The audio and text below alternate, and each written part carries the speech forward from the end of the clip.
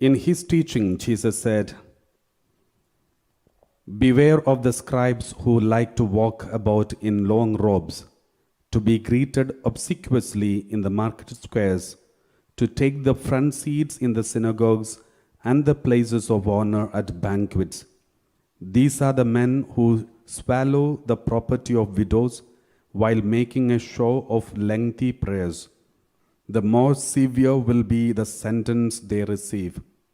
He sat down opposite the treasury and watched the people putting money into the treasury, and many of the rich put in a great deal. A poor widow came and put in 2 small coins, the equivalent of a penny.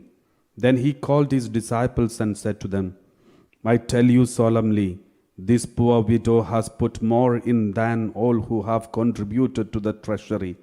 For they have all put in money they had over, but she, from the little she had, has put in everything she possessed, all she had to live on." The Gospel of the Lord. Praise to you, Lord Jesus Christ. Praise the Lord. Praise the Lord. Please be seated. My dear brothers and sisters, today we are reading from the Bible passage. Very important passage. Let's read Gospel of Mark chapter 12 verse 38 onwards. Gospel of Mark chapter 12 verse 38 onwards. This is something about us, something that happens in our own life. Jesus said, "Beware of the scribes and Pharisees, or beware of them. Beware of the scribes who like to walk around in long robes and to be greeted with respect in the marketplaces." So Jesus is speaking about certain kind of people who wants the fame and name and appreciation and respect. They are supposed to be standing in the place of God. They are supposed to honor God, respect God. But all the blessings, all the respect which people are supposed to give to God, they want to take it. So Jesus says, beware of the scribes, beware of such people. Anybody who takes the honor and respect which is supposed to be given to God, if anyone is taking it away from you, they are dangerous. Do not allow anything that is supposed to be given to God should not be given to anyone else. Let's continue reading verse 39. "And to have the best seats in the synagogues and places of honor at banquets." This mentality of the scribe is also there in our personal life. Anytime when we thirst for the best seat, the best position, the best name, the best thing. So remember, there is a mentality of the scribe that is affecting us. It happens in everywhere, even in the spirituality, even in the religious circle.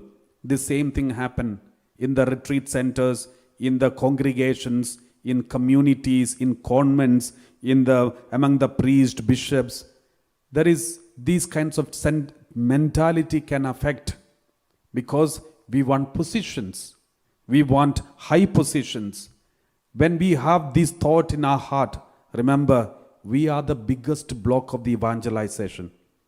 We want our seat to be protected, our position to be protected. We are not bothered about the word of God to be protected, or evangelization is protected, or the retreat center, or the parish, the ministry to be protected, but we want our position to be protected. That kind of attitude is very dangerous in our Christian life, my dear brothers and sisters. We also read from the passage in the Word of God, Gospel of John chapter 10 verse 8. Gospel of John chapter 10 verse 8. We read like this: "All who came before me are thieves and bandits, but the sheep did not listen to them." The Lord says, all who came before me are thieves and bandits. In the Greek word that is used for before me, the real meaning is in front of me. Before me has got two meanings. One is prior to me, before I came, all those who came are thieves. The second meaning is standing before me, standing as a block. So Jesus says, all who are standing in front of me as a block are thieves and bandits. There are many people who stand in front of Jesus and stopping people from going to Jesus, and they are taking everyone to Jesus, everyone to themselves. So if anyone is attracting the people of God instead of leading them to Jesus, if they lead them to themselves, they are thieves and bandits, the Lord says. So this is what God was sharing with us. Let us continue reading. That's Gospel of Mark. Gospel of Mark chapter 12 verse 39. We read like this. 39. And to have the best seats in the synagogues and places of honor at banquets. Verse 40. They devour widows' houses, and for the sake of appearance say long prayers. They will receive the greater condemnation. The Lord says, these people, they want to give an impression to everyone that they are controlled by God. They are full of God. They are so powerful. They are so prayerful. They are so holy. They are full of Holy Spirit. And then the Lord says, these people will receive greater condemnation. My dear brothers and sisters, if you are not sure that whether Holy Spirit is guiding you or not, if you are not sure, then you should not guide someone else saying, Holy Spirit is telling me. I have seen many people saying this. I remember one person came to our retreat center and he said, Father, please pray for me. What is the will of God about me? And then I said, we will pray together, we'll pray. And he's just recently came to the, he was just recent attendee of a charismatic retreat. He was not used to all these kinds of retreats and praising and worshiping and word of God and all those things. But he just came and attended one retreat, and then suddenly he was touched, and then he wanted to know the message of the Lord, what the Lord wants. And then I told him, okay, you spend some time in the intercession ministry and spend there in prayer and pray. And afterwards we will pray together when we get time, and then we will see what God wants. And then after 2 days, one day I saw him. I heard he's going around and giving messages to all those who are sitting along with him in the intercessory ministry. He's telling them, Holy Spirit is telling me, you have to give me your sacrifice, your breakfast, and give it to me. So he is giving all the messages saying, Holy Spirit is telling me, do this. Holy Spirit is telling me, do that. And everything is connected to the welfare of himself. And I called him and said, my dear friend, you have to be very careful about these kinds of messages. And said, if Holy Spirit has not told you something, and in order to satisfy your need, if you are using the name of the Holy Spirit, you will be condemned. You will be condemned in a great condemnation. We have no right to use the name of God in vain and in wrong places. Just because you started kneeling down and praying, that doesn't mean that you should guide someone else without even having the 100% assurance that it is from Holy Spirit, coming from the Holy Spirit. Always remember, when we guide the person, we are supposed to guide only if you are 100% sure it is good for their soul, not it is good for my comfort. Many people, when they give messages based on their comfort. That is not from the Holy Spirit. Praise the Lord. Holy Spirit is telling me, Father, Holy Spirit is telling me I should stay here for 1 year and serve with the Lord. If the Holy Spirit wants you to serve in the ministry, Holy Spirit will tell the director of the retreat center to stay. Tell you to stay. It is not you who have to say. The same thing, my dear brothers and sisters. We need to be very careful when we use the name of God. They will receive the greater condemnation. We should never use the name of God in vain, saying Holy Spirit is telling us, unless we are so sure. And always remember, the Holy Spirit will never tell something to you which is leading you for comfort, but only leading your soul to be saved, and also soul of the other person to be saved. Sometimes we make mistakes in interpreting and discerning the Spirit. Praise the Lord. Hallelujah. So we read like this word of God in the 2 Timothy chapter 3 verse 1. 2 Timothy chapter 3 verse 1. We read this word of God. You must understand this, that in the last days distressing times will come. In the last days distressing times will come. Verse 2. For people will be lovers of themselves. In the last days, think about our early church. The early church fathers, all our ancestors, the first century Christians, they never protected themselves, but they were protecting others. They never sacrificed others' rights, but they sacrificed their rights. They never searched for comfort and consolation, but they were busy giving comfort and consolation for others. They were centered around others and Jesus Christ and His ministry. But today, those who want to serve the Lord, those who are following Christ, we the priests, ministers and preachers and all the lay ministers, everyone, unknowingly or knowingly, the spirit of comfort is entering into our heart. We are becoming more and more lovers of ourselves and searching for comfort in our positions. We are not searching for the ministry or evangelization, but our own comforts. And we are busy finding faults in others. How do we know whether a person is having a true spirituality or prayer life or a wrong spirituality? If you are a person, you are a prayerful person, but anytime when you get a chance, you are busy condemning others. Okay, he is not praying, they have no time to pray, and these people are like this, these people are like this, and you are praying 24 hours in front of the Blessed Sacrament, but when you come out of the Blessed Sacrament, you are blaming others. Oh, they have no prayer life, and these people never care about these, and blaming others always. It is a clear sign of hypocrisy. It is a clear sign of not a true sense of prayer. A prayerful person will never condemn anyone, but will only justify. Okay, they must be having too much of work, and therefore they are not getting time to pray. Lord, please do give some time for them to pray. At least even when they work hard, let them have a sense of prayer. And they will always justify others. They will always find something good about others. But if I am a man not seem to be very prayerful, but always condemning others, then it is dangerous. That kind of spirituality has something mistaken, something wrong. That means they are only lovers of themselves, because they are knowingly they are boasting about themselves. And they are projecting in front of everyone. They are all bad. I am the only person better. Praise the Lord. That is why it says, people will be lovers of themselves. Lovers of themselves. Not lovers of others and lovers of God. So this can affect our spirituality, our ministry, our family life, even our family life, the same thing. Some people are like these. They are always prayerful.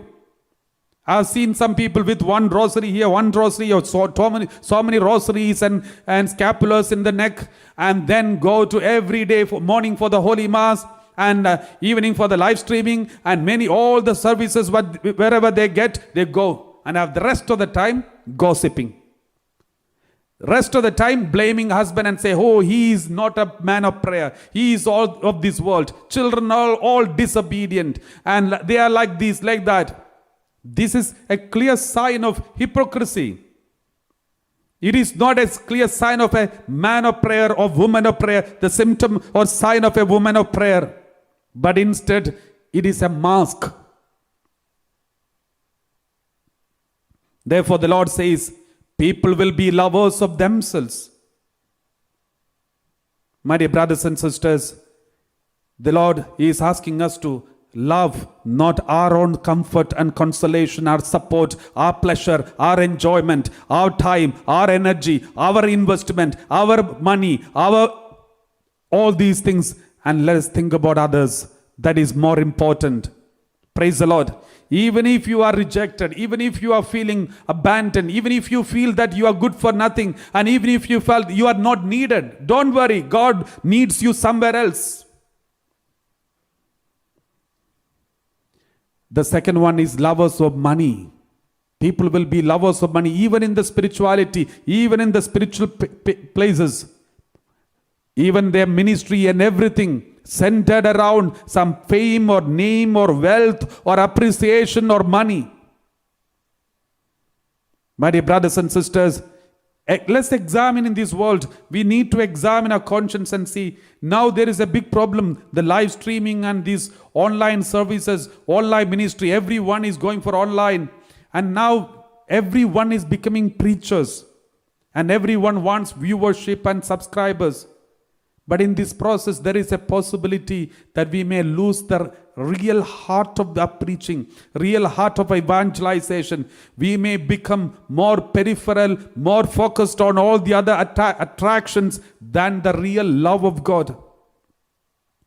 We all need to examine ourselves. Every day we need to go for, every day we need to really go for servicing our heart. We need to sit in the presence of God anywhere, wherever you are, and say, Lord, am I really loving you in all these what I'm doing? Am I really loving you? I'm working hard day and night for my family. I'm doing here and going there, and I'm doing preaching. But am I really loving you? We need to sit somewhere quietly and ask Jesus secretly. He will tell you. My dear brothers and sisters, in the last days, people are becoming more lovers of themselves and lovers of money and become boasters. Mostly boasting about themselves, not exalting Jesus. You know, St. John the Baptist, though he was in the highest of his fame and name, he looked at Jesus, a newcomer. Jesus was just newcomer. Nobody knows Jesus. Only John the Baptist knows this is the Messiah. Everybody knows John the Baptist. And looking at this newcomer, Jesus said, let him increase and let me decrease. It's very easy for us to pray and say, okay, let them all grow. But it is very difficult to say, I should decrease. It's very difficult to say, I should decrease. Especially when we have fame and name and appreciation in front of everyone. My dear brothers and sisters, we are all Christians. We follow Christ. We need to make sure that we don't make mistakes in following Christ wrongly. In our ministry, we should make sure that we don't make mistakes. We should not commit anything that is hurting our God in our behavior.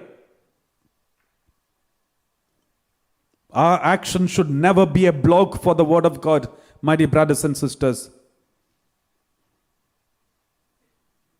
Boasters, the last days, boasters will come, only boasting about what they did.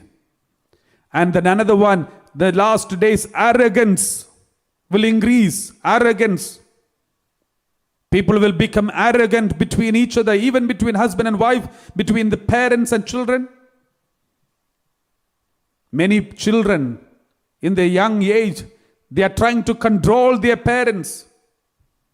They are trying to control and hurt their parents using very technical and systematic words and frightening them. Especially in the developed countries, there are so many rights, and the children are using those rights so wrongly. All the rights was supposed to be for the good things, and children are using it wrongly and becoming more and more arrogant towards their parents and hurting and making their parents cry. This is supposed to happen because it is already prophesied. And next one is abusive. People become more abusive, using swearing words, abusive language. Now it has become very common. Some time back, even for a small abuse words, everyone will be shocked to hear that if somebody make an abusive language. But now, with all this has become very common. No one asks anything because this has become part of their conversation. The abusive languages and swearing words. Then you may ask me, Father, what is wrong in having some abusive words? We are not hurting anyone. We're just using some words. Every word is good. And why these abusive words are something wrong? I remember one person asked me, why you are so sensitive about abusive words? Every word has got some meaning. And how can you degrade some words and say, these are dirty, these are good, these are bad, these are good, these are bad? We cannot say that every word is for the communication. So words are all good. So how can you say one is abusive, the other one is not abusive? So my dear brothers and sisters, it is understood by all of us that which are abusive, and everyone know what is abusive and what is bad word and what dirty word. Jeremiah 15:19, we read like this. Jeremiah 15:19, we read like this. The word of God says, therefore thus says the Lord, if you turn back, I will take you back, and you shall stand before me. If you utter what is precious and not what is worthless, you shall serve as my mouth. It is they who will turn to you, not you who will turn to them. The Lord says, if you utter what is precious, what is good words, good sentences, good lines, good words, then you, and not worthless words, then you will serve as my mouth. If you speak bad words, abusive language, dirty words, swearing words, you cannot serve as the mouth of God. Then you cannot say, you can never say that Holy Spirit is telling me, this is what God is telling me, this is. We cannot say, we cannot become the mouth of God if we are using abusive words. If you happen to see anyone giving you some messages of the word of God, and if you see the same person using gossiping and abusing word or using abusive words, don't trust such messages. Because Holy Spirit cannot speak through a same tongue where the tongue is used for unholy words. Praise the Lord. Praise the Lord. Let us continue reading 2 Timothy chapter 3 verse 3 verse 2. For people will lovers of themselves, lovers of money, boasters, arrogant, abusive, and disobedient to their parents. Another sign of the people in the last days. Disobedient to their parents. Always in front of the computer. Always in front of the computer game. Not listening to their parents. When you are a child, when you are a small child, you may not understand why your parents are telling you not to use this. My dear brothers and sisters, even adults are struggling to come out of the addiction to computer, internet, mobile phone. Forget about small children. Children, it will be very difficult for you to come out of these addictions. It will affect your character, behavior patterns. I remember when I was very small, when if some guest comes to our home, and then everyone, all the family members comes there, and we all speak to that guest, and there is lot of joy and community aspect. There is lots of entertainment, lots of joy and communication going on. If a guest comes, whether one guest or two guests or many guests, everyone, all the family members come out of their rooms and speak to the guest and have a good time. So there is a joy in this gathering in our families. But now, situation has changed. In many families, if we go as a guest, if we go there, only one person. If you are going to meet the head of the family, husband, only the husband will come. If you want to meet the wife, only wife will come. All the others will be in their own world. Even if they come in front of you, they don't even greet you, just pass by as if you are in a strange place. There is no more community aspect because everyone is busy with their computer, mobile in their own room. They don't want to just get up, leave that mobile and get up and go and talk to the guest. We don't want. Because we are all hiding in our own selfish world. The communication aspect is just missing. And soon, you know what happens? Our own character and our own communication, even conversation, everything will be influenced by these. We will forget how to be obedient. We will forget how to be polite. We will forget how to be good in our conversation. We will forget everything. Praise the Lord. Disobedient to their parents. It is dangerous, my dear brothers and sisters, but God knew these things will happen in the future. So God is telling us through the Bible, in the last days, disobedient to their parents. Children will have disobedient to their parents. They will hurt their parents. They will chase their parents out of their home.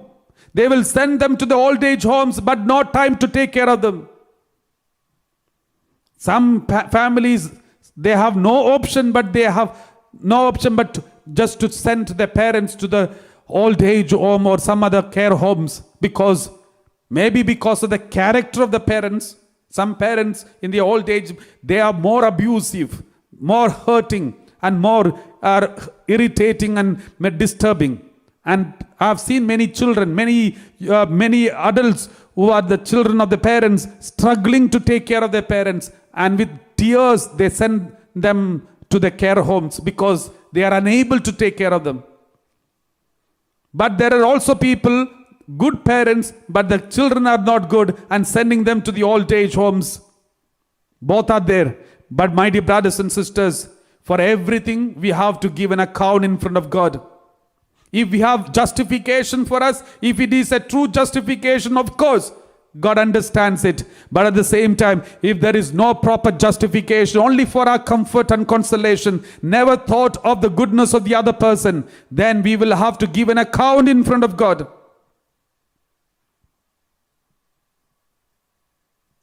Ungrateful. That is another character, ungrateful. We don't think about how much we got. We are only thinking about how we are thinking how much they are supposed to be given to me. How much I am getting it. In everything. What did I get it? What am I getting it? Even for when we do selfless service. Even for charity work. Some people, they are ready to go for charity work. But the question is, what am I going to get? Will I get a certificate at the end? Will I get some fame and name?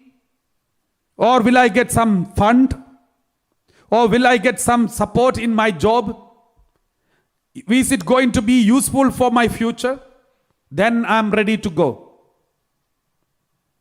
My dear brothers and sisters, we all have become business people, even in the ministry and in the charity. If I give my time and energy and everything, what am I going to get back? That is not service, that is business. My dear brothers and sisters, in the last days, even priestly ministry will become business. Everything that is spirituality become business. Give and take. I'm coming, I'm ready to preach, but what are you going to give me back? I'm ready to serve in the retreat center, but what am I going to get back? What about all what I spent here? I'm ready to come for preaching, but you should give me so much of amount back. My dear brothers and sisters, this is going to happen. This is already happening. We all have to give an account. This is a clear sign we are in the last days. I don't know how long these days will continue, but we are in the last days. Because this is already taking place. Praise the Lord. My dear brothers and sisters, the selfless service is missing. Our early Christians were doing this. They were ready to die. They never thought of themselves. They never thought of their right. They never thought of their comfort, their consolation, their support, their comfort. They just sacrificed their whole life for others. That is our ancestors. That is the true Christians in the first centuries. This true Christianity is missing now. No wonder Christianity is also facing challenges. True Christians are missing everywhere, even among the so-called charismatics and so-called spiritual people. This true sense of Christianity is missing.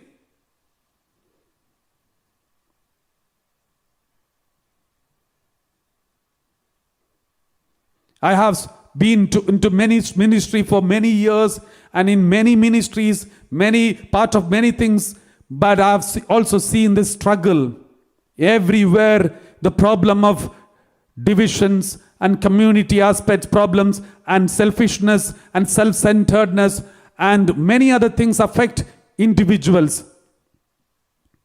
I've seen people struggling, even in families, in parishes. My dear brothers and sisters, we need to rethink. Look at this widow of today's gospel. This widow was not looking at others. The rich people are giving huge amount of money. But this widow, she did not look at their pockets and how much they give. She looked at only her pocket, and she has nothing from there. Her nothingness, she gave the maximum. And she felt that she could not give enough. And she went back. Jesus only noticed this woman.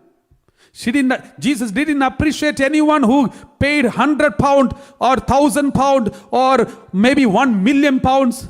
But Jesus appreciated this woman who spent 2 pennies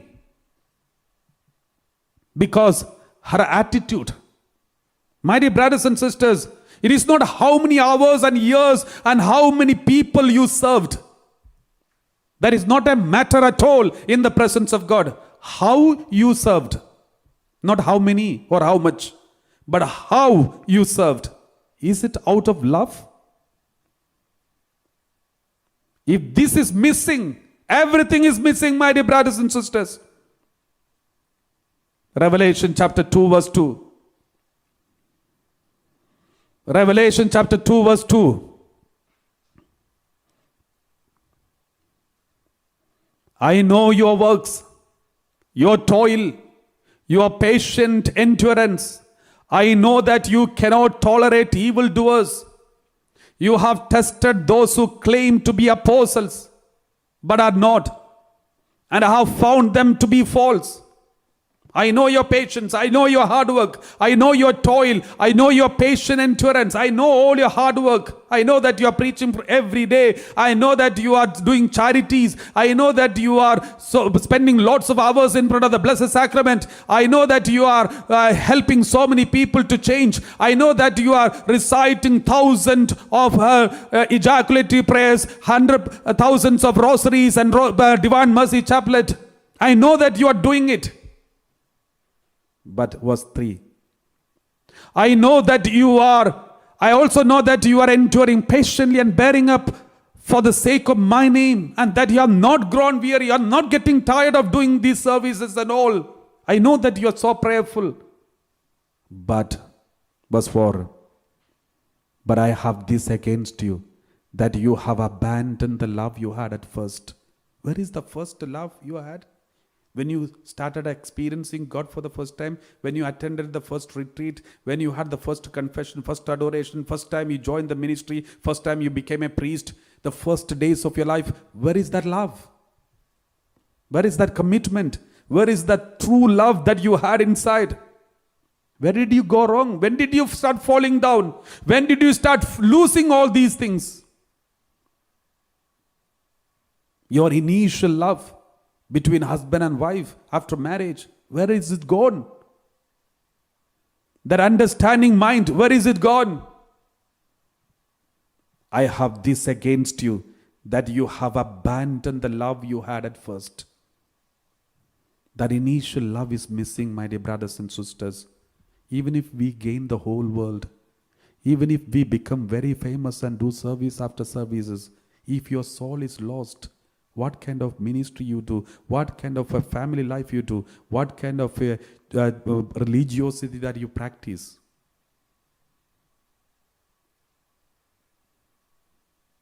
My dear brothers and sisters, let's examine our conscience. After all, it is not how much you did, how many people you saved, how many preachings you did, how many followers you got, how many subscribers you got. It's not a matter at all, but how you lived your life, how you loved God. Let us focus on that from today. Let's have a change in our life, Lord, my dear brothers and sisters. If not, everything is waste. The day is coming. We will have to face Him on our bed, lying down. We know that there is no one is going to stand for us.